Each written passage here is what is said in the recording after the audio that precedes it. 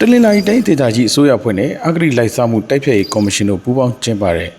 အဂရိလိုက်စားမှုတိုက်ဖြတ်ရေးဆိုင်ရာအသိပညာပေးရှင်းလင်းဆွေးနွေးပွဲကိုဇူလိုင်28ရက်မနေ့ပိုင်းကဒဝယ်မြို့မြို့တော်ခမ်းမမှာကျင်းပခဲ့ပါတယ်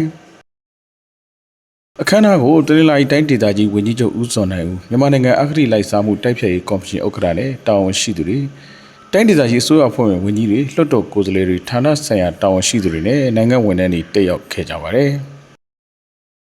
အဖွဲ့မှာစကားမှာဝန်ကြီးချုပ်ဦးစောနိုင်ဦးကအဂရိလိုက်စားမှုဟာလူထုချင်းရဲ့ကိုကျိုးစည်းဝါးဆိုင်ရာပြဿနာတစ်ခုသာမကပဲအဖွဲ့အစည်းဌာနနဲ့နိုင်ငံတော်ရဲ့ဖွံ့ဖြိုးတိုးတက်ရေးတွေကိုပါထိခိုက်စေနိုင်တဲ့အရေးကြီးကိစ္စဖြစ်တယ်လို့ပြောကြားခဲ့ပါတယ်။ဒါ့အပြင်ဌာနဆိုင်ရာတွေအနေနဲ့ဝန်ဆောင်မှုလုပ်ငန်းတွေမှာပွင့်လင်းမြင်သာမှုရှိရေးတာဝန်ခံမှုရှိရေးနဲ့မှတ်တမ်းမှတ်ရာတွေကိုစနစ်တကျထိန်းသိမ်းဆောင်ရွက်ရေးကိုအလေးထားဖို့မတမာမှုတွေတွေ့ရှိရင်သက်ဆိုင်ရာလှုပ်ထုံးလုပ်နည်းတွေအတိုင်းတိုင်ကြားပြီးပူးပေါင်းဆောင်ရွက်ကြဖို့ကိုလည်းတိုက်တွန်းပြောကြားခဲ့ပါတယ်။ဆက်လက်ပြီးအဂရိလိုက်စားမှုတိုက်ဖြတ်ရေးကော်မရှင်ဥက္ကဋ္ဌနဲ့တာဝန်ရှိသူတွေကကော်မရှင်ရဲ့လုပ်ငန်းဆောင်ရွက်ချက်တွေအဂရိလိုက်စားမှုတားဆီးကာကွယ်ရေးနည်းလမ်းတွေနဲ့အဂရိလိုက်စားမှုတိုက်ဖြတ်ရေးဥပဒေဆိုင်ရာအချက်လက်တွေကိုရှင်းလင်းဆွေးနွေးခဲ့ကြပါတယ်